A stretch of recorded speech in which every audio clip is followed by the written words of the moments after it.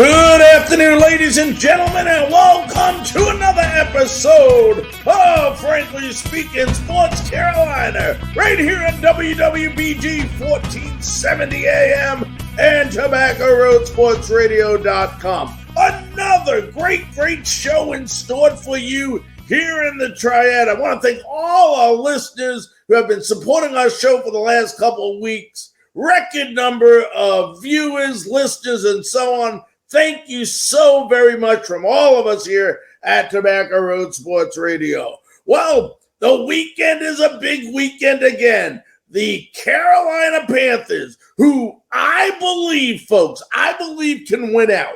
I know it sounds crazy. I know it sounds miraculous, but it can be done. And the way it's got to be done and the attitude we have to have is you have to take one game at a time. This is a much better team than this team was for the first 4 weeks of the season under Coach Matt Rhule. Steve Wilkes has done an unbelievable job getting this team back to respectability, and they're only 2 games. That's right, 2 games behind the Tampa Bay Buccaneers, who miraculously won on Monday night versus the Saints, coming back with Tom Brady in the final seconds of that game. But everything's looking good. The Buccaneers play the 49ers this weekend. Our Panthers play the Seattle Seahawks. Okay, the way to do this, folks, is you just got to worry about what's in front of you. You take care of your own business. You can't worry about what the Buccaneers do. You're going to get a chance to play them one more time. Hopefully they lose between now and then, and we keep winning. But you take one game, that's one game at a time. And this Panthers team, which is now 4-8, is playing a 7-5 Seattle Seahawks team, which has lost its last 2 out of 3 games, while your Panthers have won the last 2 out of 3. Meanwhile, I'll tell you what, this offense of Seattle's is explosive, but our defense under new rejuvenated Frankie Louvu has been doing incredible the last couple of weeks. Geno Smith is over 3,000 yards already on the season, 22 touchdowns, 6 interceptions, a feel-good story for anybody that likes underdogs in any sport. Geno Smith has risen this year for Seattle. They also have Kenneth Walker III, which is unbelievable. But the question is, how healthy will he be to play in the next couple of days here when we go to Seattle? Okay, so that's going to be the big thing. The good thing for the Panthers, with the way that defense has been playing, the one thing about Seattle, folks, is they are the only team, I believe, in the NFL that has turned the ball over every single game, at least once every single game. And I'm going to get right to it. I'm going to tell you my keys to winning. Don't worry what the media says, folks. The media is going to count you out all year long. You don't listen to the media. This team has as good a chance to beat Seattle as any other team they have in the NFL. We could beat Seattle, but there's certain things that has to be done. Remember, Seattle, I told you, has an incredible offense. They're 5th in points scored at 26.5. But the Panthers are 14th in the NFL in points allowed, only allowing 22 points. So it's going to come down to this powerful offense of Seattle versus our incredible defense. We're going to have to put pressure on Geno Smith. The Seattle quarterback has been sacked 31 times this year. Remember, there's only 32 teams in the NFL, and Seattle is 31st in allowing sacks. So if you can get pressure on Geno Smith, maybe cause some turnovers, you have an unbelievable chance at winning this game. Okay? Meanwhile, you have to win the turnover battle. Okay? The Panthers, don't turn over the ball. Seattle has 21 takeaways, which is second in the league. So if you're the Panthers, you cannot turn over the ball. Seattle has a way of making you pay when you turn over the ball. Folks, yes, we beat Denver, but the one category, and I mentioned this many times, is the third down conversion battle. You have to keep your defense off the field and fresh. And we are not doing and have not done a great job of this year. And we're going to need to do it. We were only 2 of 12. 2 of 12 we were versus Denver, which is not cutting it and which is not enough. Meanwhile, Dante Foreman has to show up. It's amazing what we do when he shows up since week 7. Listen to this stat, folks. When he averages 120, he has averaged 120.3 yards in the games we have won. He has averaged 55 yards in the games we lost. So basically, if Dante Foreman can go ahead and, get some yardage, get 100 yards, our chances of winning is going to be a lot better in this game. Sam Darnold is going to be that much more effective if we can get the running game going and it's not predictable on what he's going to do every play. Sam Darnold is going to show you why the Panthers got him last year when now he has an offensive line that is continuing to play well. And the offensive line has to continue to do so. They are 4th in the NFL. Listen to this, folks. 4th in the NFL in blocking grades, and they have only allowed 9 sacks since week 6, which is second in the NFL. So no one could or should complain about this offensive line and the way that they have been playing. They have been doing tremendous. You go and you flip it now to the defensive side of the football. Frankie Louvu has been incredible. 30 tackles, 3 sacks, and 3 tackles for loss from week 10 to 12. He's the only player in the NFL that has over 30 tackles, 3 tackles for loss, and 3 sacks in that time period. Incredible. And what could you say about the great Brian Burns, who has 10 sacks, 13 takeaways for loss already this season? This team is starting to show you a complete team. It is a complete team. And in order to win this weekend, they are going to have to, once again, be very, very complete. And I'm telling you what, folks, I know it's a 325 game. I know it's away on the West Coast, but I'm predicting your Carolina Panthers to win this game by a touchdown over Seattle. We got about 3 minutes left in this segment. I want to talk real quickly about the Hornets, okay? And I'll tell you what, it's disgusting, miserable, and any words you want to use to describe the Charlotte Hornets right now. Charlotte Hornets are playing terrible basketball, and say what you want. Yes, they have injuries, but they are not losing all these games because of injuries. They're losing some of the games because of injuries, but we need to stop using injuries as an excuse on why this team is losing.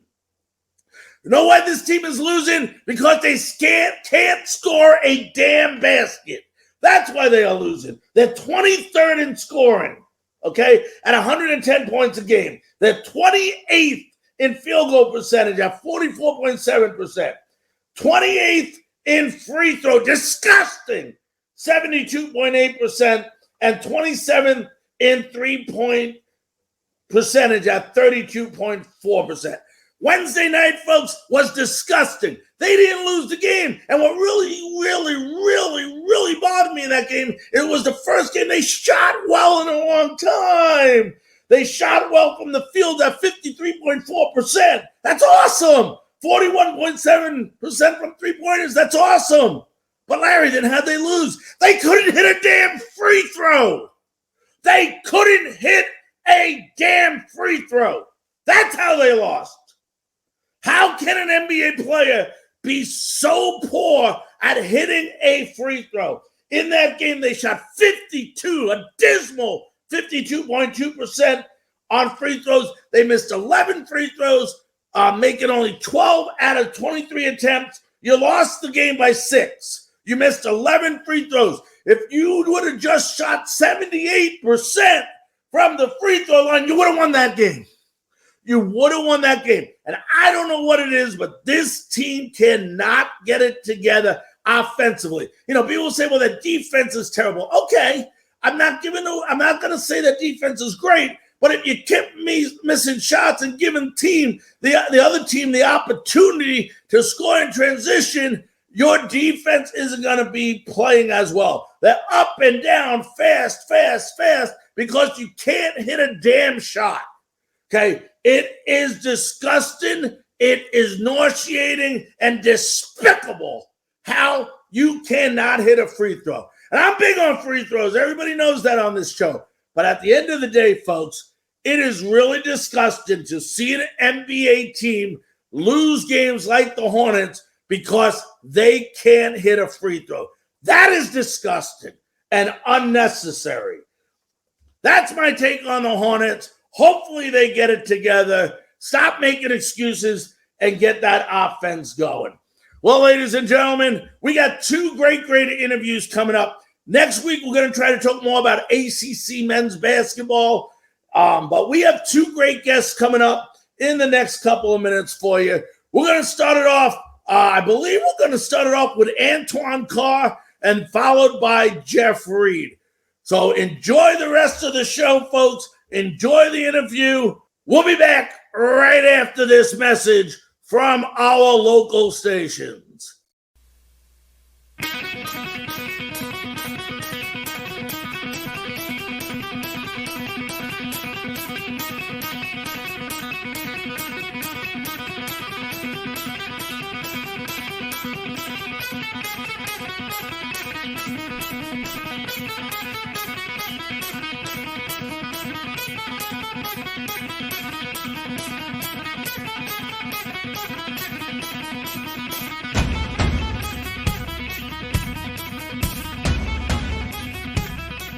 Welcome back to Frankly Speaking Sports Carolina, and I'll tell you what, folks, thinking about an interview today and the NBA season in full swing right now, and I couldn't think of a better individual to have on than somebody that I personally grew up watching in the 80s, in the 90s, played 16 years in the NBA for 6 different teams. Let's welcome in former power forward Antoine Carr. Antoine, how you doing today, buddy?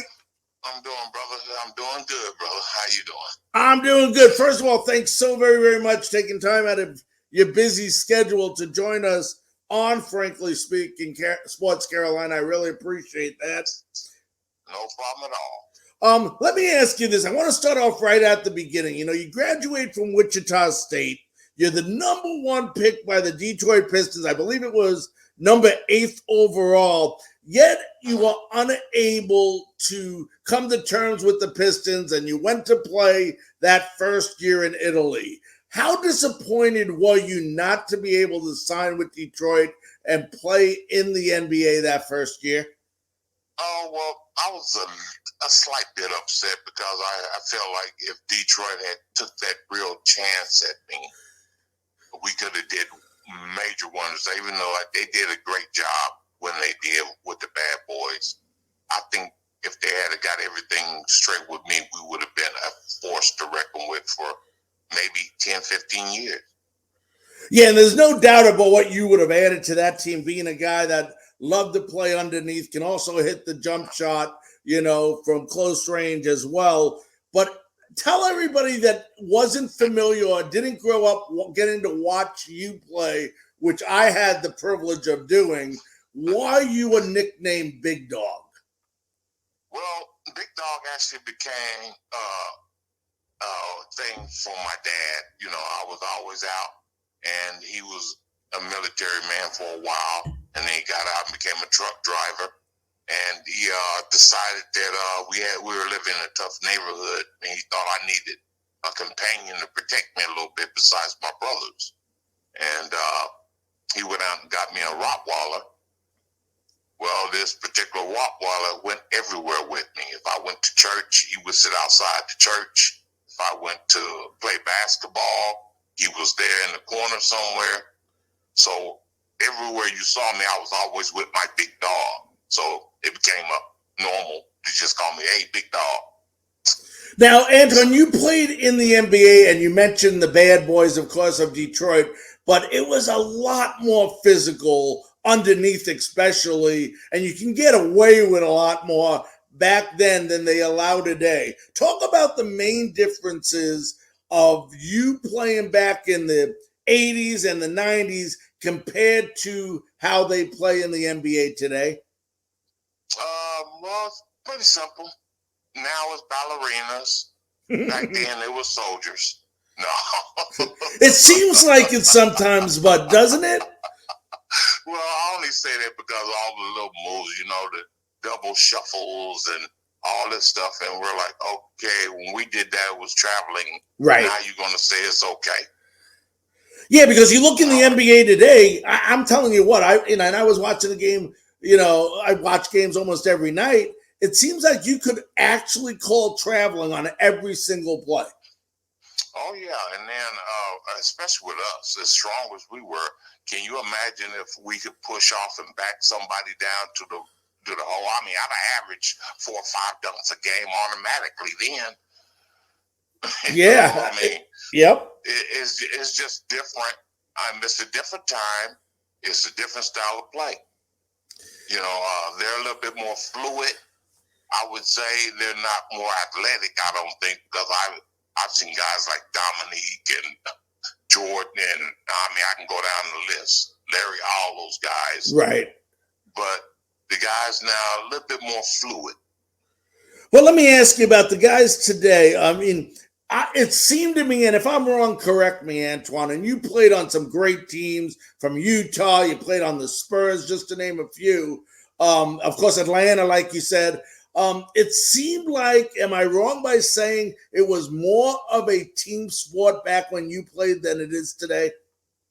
Well, I think it was. I think it's starting to get there now. I think because they're having to pass the ball around a lot more and include everybody in the game.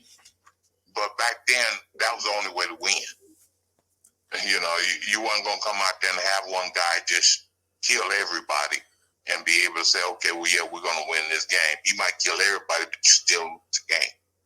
Now, you played on the Utah team, of course, the Jazz, with actually 2 of my favorite players also growing up, Karl Malone and John Stockton. And I always wanted to ask someone who played with John this question, because you had the privilege of playing with the great John Stockton.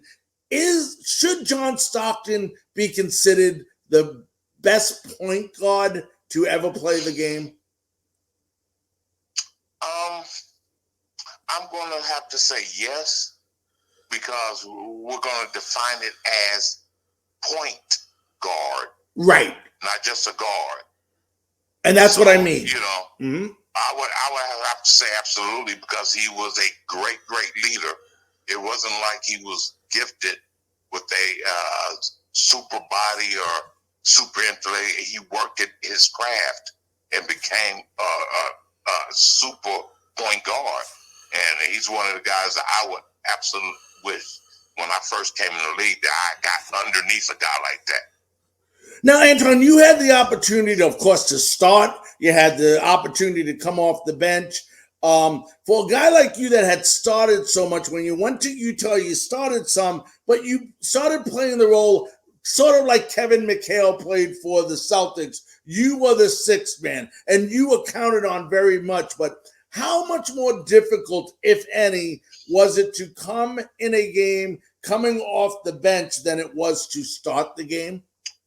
Well, when you're starting the game, you're already warm, because, you've been warming up, you're doing all that. Once you sit down after that warm-up, then you're cold again. And right. It's really tough to jump up and get going. So a lot of people may have not noticed, but when I was on the sideline, I was always skipping around and jumping and doing those things. I was trying to keep warm, so as soon as he called on me, I was ready. Now, you played in an era that there was a lot of big men. I mean, a lot of big men that you played against. You played down low. You played, I know, power forward, small forward at sometimes. But who was the guy that you cringed about, that one guy you hated the most to match up low against down low?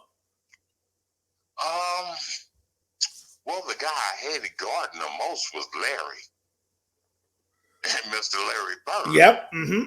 Because first he's going to try to get in your brain as soon as you walk in the gym. Then he's going to try to get in your brain before the game, just, right as you're getting ready to start. Then he's going to get about 2 or 3 jumpers into it and be like, this bad time for you today, brother.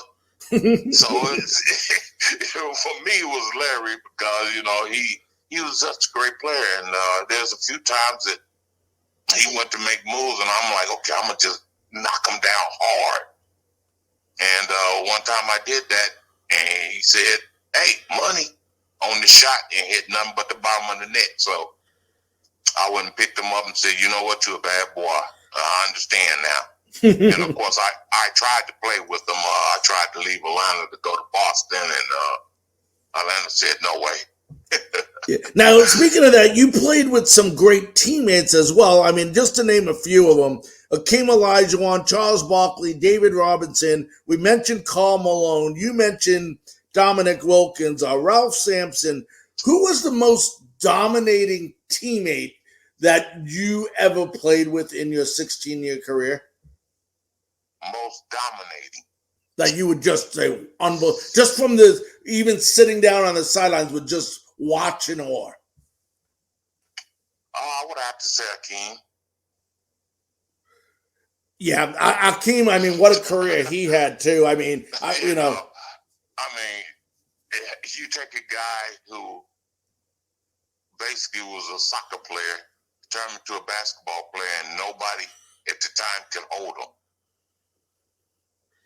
Yeah. And then you go and watch him play and see the things he does, and you get around him, and you find out what a good person outside of basketball and all that, just as a person, he was, great. And then you add everything to it, and you realize this man was a complete beast. Yeah. And I had the privilege of course, watching him play as I did all those guys, growing up. Let me ask you this. You played with a lot of different coaches in your 16-year career. Who was the one coach that had the biggest influence on you? That's easy, Dick Motta. And why was that? Well, because I went to teams that believed in other players and not so much me.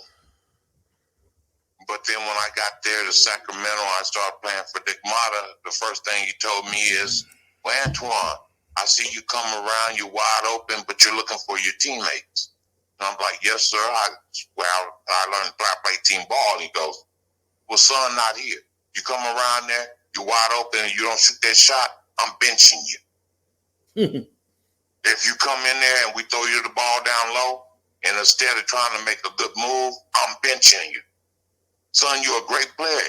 Get it in your head, get out there and start working and let it be known. And from that time forward, I got with my trainer, Al Biancani, at the time, and we went to work. And you can see that year I was putting some nails and some coffins on guys. Now, how special is it? I think you did it once with San Antonio, if I'm not correct, but I know you did it a couple times with Utah. How special was it to finally get the chance to play in an NBA final? Oh, it was great. I wanted to play a little bit more, and I wanted to act guys a little bit different. But, those things are up to the coach. So as a player, you just stay ready. And I felt like I had a pretty good run at times.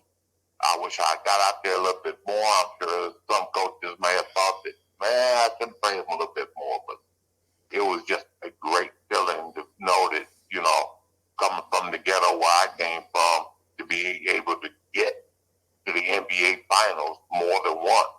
It's like, wow, it's unreal. Now, of course, I ran into the Black Cat a couple of times. So, yeah. Unfortunately, it has to be disappointing not winning, but just getting there had to be special. Oh, yeah. And a lot of people ask me, well, what do you mean Black Pat? Michael Jordan. Greatest of all time, right? Right. Well, I can't say that. I'm not going to say that. Okay. Because I got two guys that, to me, are a little bit closer. Who's that? Okay. Well, one is Will. Right. And then the other for me is Oscar Robertson. I loved Oscar. And speaking of point guards, that's why I mentioned that. The great Oscar Robertson is just, I think he's so underrated. If people would have just watched, he was the definition of a point guard. Right.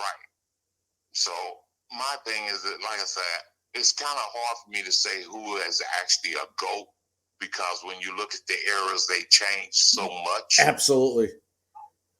So that's for that, it makes it hard for me. Now, the greatest athlete at that time, yes, absolutely, was Michael Jordan. Yep, and I still think, and people will argue with me, if you talk about the best team player of all time, I would put Larry Bird and Magic Johnson both right up there as well from a team perspective, what they did for their teams. Oh, absolutely. They changed the NBA completely. Yep. Hey, last question before I let you run. Time goes quick, I'll tell you what. Do you like today's NBA game, the way it's being played compared to what you guys played back then? Say it again one more time. Sorry. Do you like today's NBA game compared to the way you guys played back in the 80s and 90s? Not really. Like I say, to me, it's more ballet basketball. You don't see the tough down low banging. Right. The toughness of the game. Will we ever see that again? Not as, I don't think so, to tell you the truth. Yeah. Because of the strength and the style that was back then was just a little bit different. I'm sorry. Excuse me 1 second. I'm at the hospital right now. So, okay, go ahead. All right. No, I agree with you. I think I started hearing beeping, so I couldn't hear you good. No, I think the players. Go over that last one more time. I can answer it properly. Yeah, well, we're talking about today's NBA versus them, but weren't the players? To me, it seemed like they were a lot tougher and bigger back then too. Yeah, well, we were bangers. Yeah. Now you have to be a little bit more thin. You have to be able to space the floor. It's like I tell people, it's just a different era. So for me, you have to say, well, what was the best era? Obviously, was when things began to change. Yeah. And that's Larry Bird and Magic time. That's what made the NBA what it is today. No doubt about that. Well, listen, my friend, time goes quickly. I want to thank you so very, very much, taking time out of your busy schedule and joining us on Frankly Speaking Sports Carolina this week.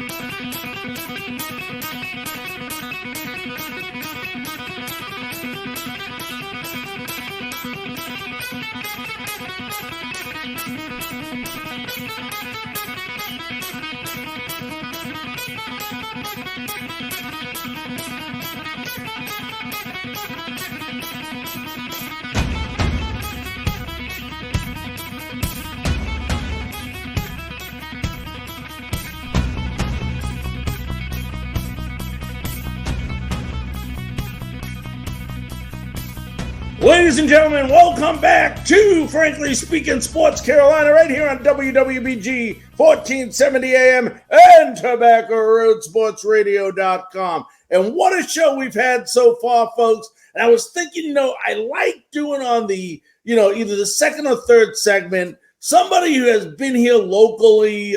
We have the Holiday Bowl coming up on December 28th.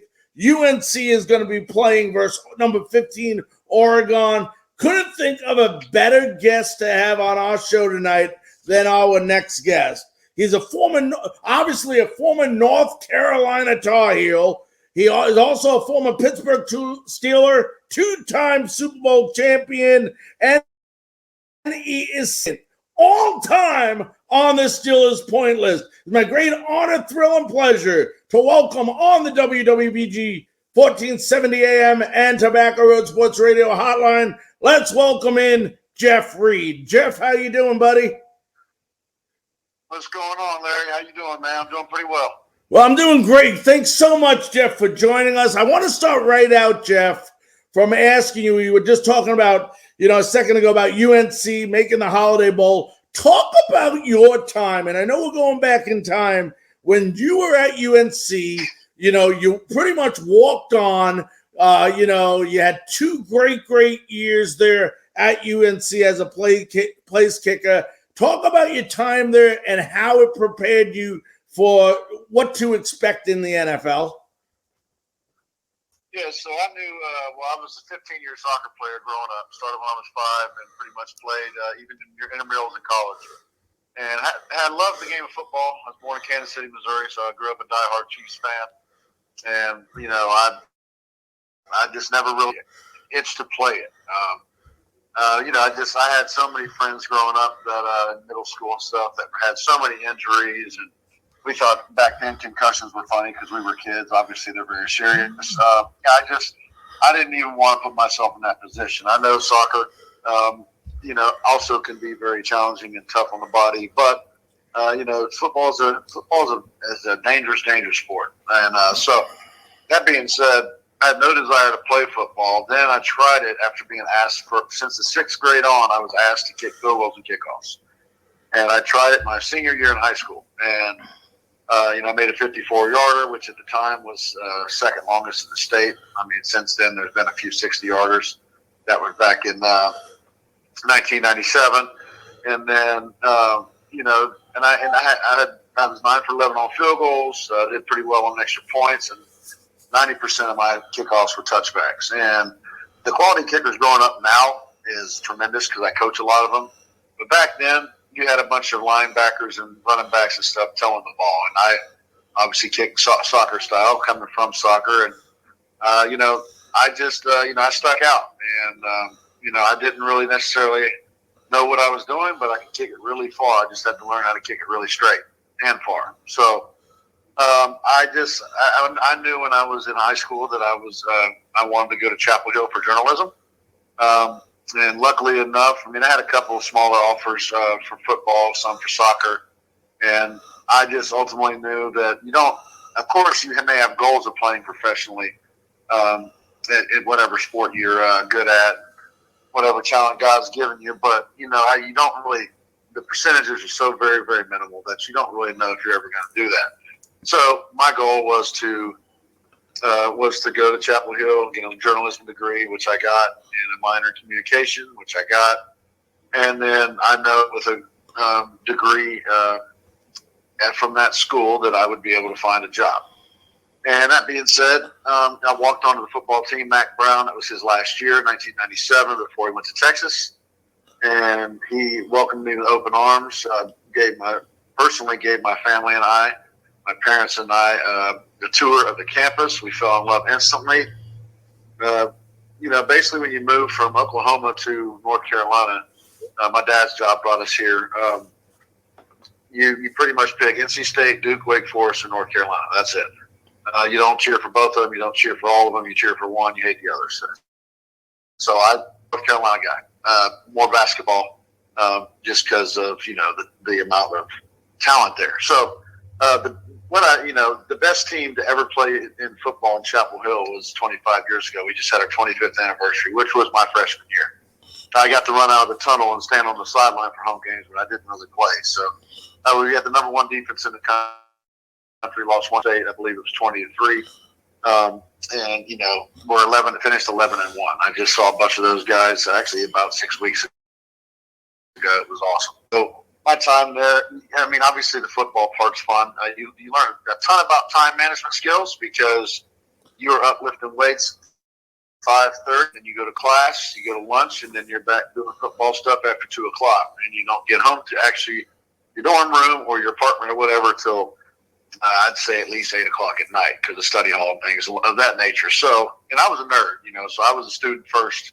I was a real student athlete. I wasn't an athlete student because I took pride in having great grades, and my parents were paying a lot of money for me to go to that school. I was a walk-on, so I learned a lot. Time management skills, you build relationships. We won some bowl games. We had some rough times. Obviously, 9/11 happened when I was in college, so that was very rough. We had some huge upsets, and I was lucky enough to be a semifinalist for the Lou Groves twice. So all that stuff is great, but you learn more about life through the sport of football than the game itself.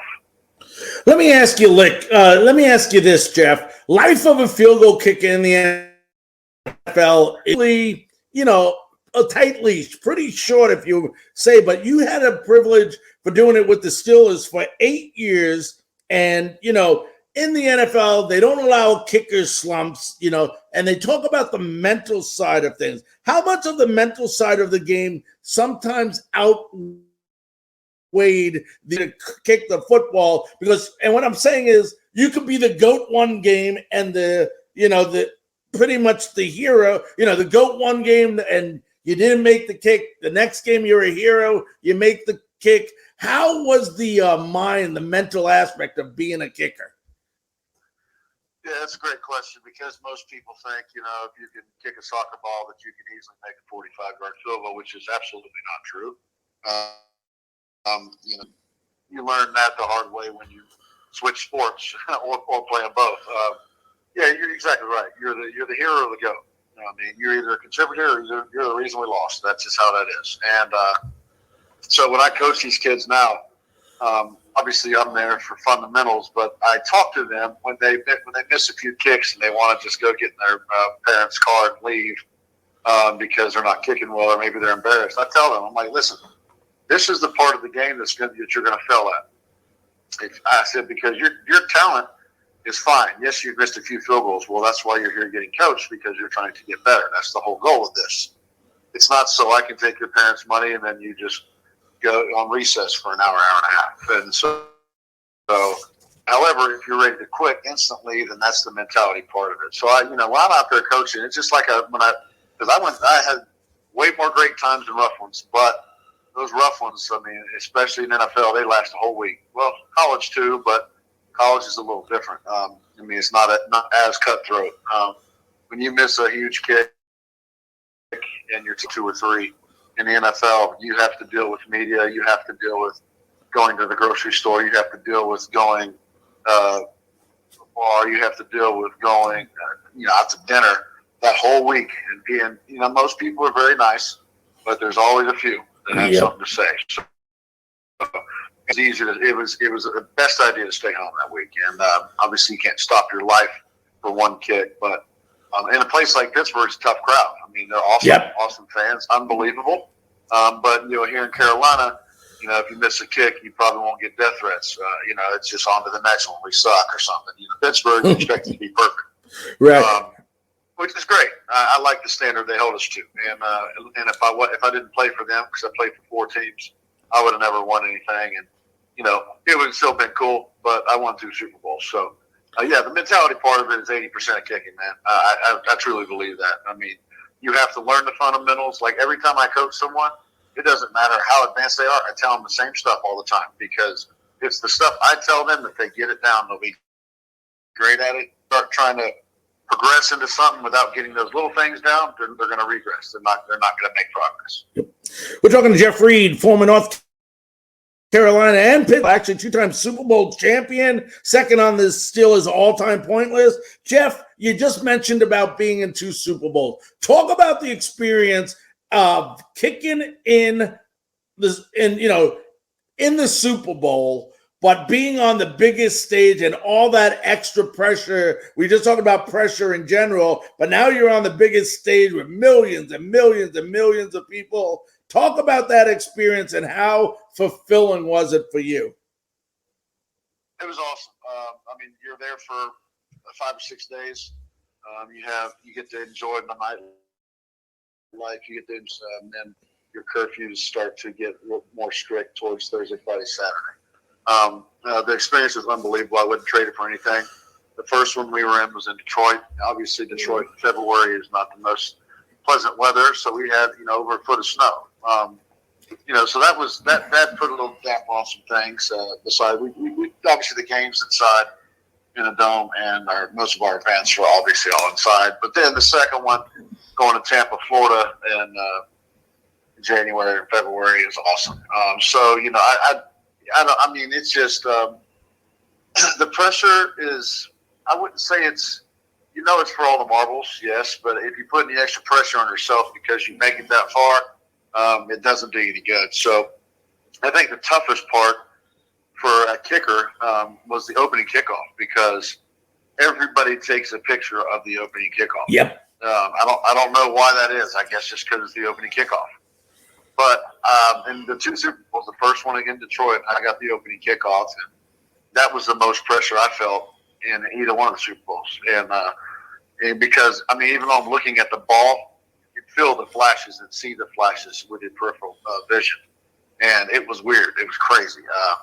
Thank goodness my kick was great, so it didn't affect me in a bad way. But that was a lot of pressure in itself to kick, because you kick that out of bounds, or you don't do what you're paid to do, or you screw up. I mean, it's a totally, you start the Super Bowl off on the wrong foot. You don't want that. Hey, Jeff, let me ask you this. I want to interrupt a minute because I know we're going to go into the second game now. That second Super Bowl in Tampa, and I lived in Tampa at that time, and I was right near the stadium, right there when you played the Cardinals that year. Here it is. You had a great game, 2 for 2 on field goals. You were 3 for 3 extra points. But I want an emotional roller coaster in that game. What is it, about 2:37 left in the game? Larry Fitzgerald gets this touchdown. I think it was a 64-yard touchdown. All of a sudden, you got time left on the clock with 35 seconds left. Talk about the moment, the catch by Santonio Holmes, and just that emotional roller coaster in that game. Well, I was playing that game, and nobody knew that except for the trainers. Even the head coach didn't know. I was playing that game with a partially torn hamstring on my kicking leg. Wow. And that's it's just. I told them. They said, "You sure you're good to go?" I said, "Absolutely." I said, "It's painful, but I'm not missing this game." I said, "I'd rather my leg fly off on national TV than I miss that Super Bowl, and I'm not going to hurt the team. I promise." And so that was painful in itself. And then we had a huge lead in that game. So not to say the game was over at halftime, but we were in total control. 17-7. Yep. Mm-hmm. Yeah, and then got the ball first and everything, and then totally let them get back in it. I mean, obviously they made the Super Bowl for a reason. They have some great players. But on that drive, but way before Santonio got his feet in the end zone, we had a third down. I believe that was going to, if we missed it, it was going to be down to about a 50-51 yarder for me to tie the game. And so that got a little bit nerve-wracking. I mean, if any kicker that says they're not nervous in a situation like that, they're lying to you. It's how you handle the pressure. So I thrive on that. However, did you get a little bit nervous? Absolutely, because I knew it was going to. I mean, I make that, and then all of a sudden I make a kick in overtime. Say that happened. Shoot, I could be going to Disney World. I missed that kick. Mm-hmm. The entire city is going to remember Jeff Reed lost the Super Bowl for us in 2008. So. That's the emotional roller coaster I personally went through. As far as the up and downs of the game, I mean, like I said, we were in total control. It was like a home game. It was packed with black and gold. And then, Ben and the guys worked their magic. And, I mean, our defense did just enough to stop them at the end. So, and obviously the catch by Santonio, even if you're not a football fan, everybody's seen that play before. That was unbelievable. So, it was just fun. I mean, I wouldn't trade it for anything. I mean, the memories. I mean, you're so exhausted after that game. I mean, you go out and party and have a good time, but you're so exhausted. I mean, your body just completely shuts down. I can imagine. Because that's why you play the game. Yep. To win Super Bowls. That's why you should play the game, should I say? It's nice to make money, but money goes away. Bills don't stop. But it's if you have something for the rest of the life you can bank on and show people, as I do pretty much every week during the football season, I'm doing something for a Steelers game. It's a pretty cool experience, a great feeling. Jeff, let me ask you this. We got a couple minutes left. I got a couple other questions. I think back, I'm not sure what year. I want to say 2018. Don't quote me on it. But you got into the cannabis business, which is a huge, huge business nowadays with Prime My Body, I believe it was. Let me ask you this. What is your opinion, Jeff? And you played in the NFL. You've seen the pain that certain players have day in, day out, minute by minute. Do you feel that NFL players should be allowed to use cannabis, to help with pain and other injuries? Yeah, so crazy part about that is I always viewed it as a drug. And it has been illegal. I mean, not so much now. Has been illegal for years, and I frowned upon it. I was never a fan of it because I didn't like the feeling of being high, so to say. And then I got into this. I was asked to get to the business, and they talked about how it helps with inflammation, injuries. And, the biggest thing for me was mental health. Your mentality. I didn't know any of that stuff. And so I was just being that person that was being very judgmental of people that smoked it just to get high. And so to answer your question, so I don't get on a soapbox here, yes, it should be legal. I don't understand why. But most CBDs have very, very, very small amount of THC in them if they're made correctly. So you're not going to get a high feeling anyway, and it's probably not going to show up on the drug test. Not all of them, but most. So you can probably get away with doing that stuff now when you're playing. But it shouldn't even be a question. I mean, I get the street drugs are crazy. I get that. But when it comes to that, I mean, as much as it helped me, it helped me with a lot of stuff. But the biggest thing was my mental health, my mentality. Because when you go from hitting game winners and winning Super Bowls, get patted on the back, pretty much on a weekly basis, to absolutely not making a dollar, and you're just back. I mean, you're a normal person anyway, but you're back to trying to find a job. What am I going to do next? Oh my God, woe is me. What's going on? Yeah, that's the part that gets most of these guys. They're done with football. Most people don't have the chance to walk away on their own. Jeff, last question I got to ask you, especially for all the UNC fans that are listening to the show today. We got a couple of weeks. What do we got? About 2 weeks, a little more over 2 weeks. UNC versus number 15, Oregon, in the Holiday Bowl. Drake May versus Bo Nix. I know you're a UNC fan. What's your prediction on it? I predict a lot of points. I'm very disappointed. I mean, obviously, we don't have the most stout defense in the world, and neither do they. And we both have very potent offenses. And I was very disappointed the last few weeks because I'm a competitor. I keep in touch with a bunch of my old teammates from there. And, we are on a group text of 20 people and talking about the guys. And, we're going there not that we were going to be in the college football playoff, but we're at least talking about. And then you lose a Georgia Tech fourth-string quarterback. You lose NC State, who's a rival, which stinks either way, to lose that game with their third-string quarterback's first ever start. And then we start off the game, the ACC championship, so we can put those last two games to sleep. And we start off that game on fire and then just go downhill. And so it's been frustrating, but 9-4 is not a bad year. I do think that game you're talking about out there in San Diego is going to be awesome. It'll be fun to watch. Yeah. I mean, I'm not going to sit here and say we're going to blow them out or they're going to blow us out. We plays in them. That's it. I mean, because lately we've been, we'll do some great things and then we forget how to play football. So hopefully, all these guys have already entered the transfer portal, from all these schools. So hopefully everybody plays and plays hard and actually cares, and that'd be a hell of a game. All right, my friend. Well, listen, we're running out of time. I want to thank you so very, very much for taking time out of your busy schedule to join us on Frankly Speaking Sports Carolina. Yeah, thanks for having me, man. Anything you need, let me know. All right, Jeff, stay safe. All right, that was Jeff Reed, two-time Super Bowl champion and second on the all-time Steelers point list, former North Carolina Tarheel, with us today. Oh, baby, what a show it's been. Want to thank you all for tuning in today. And until next week, everybody, have a terrific weekend.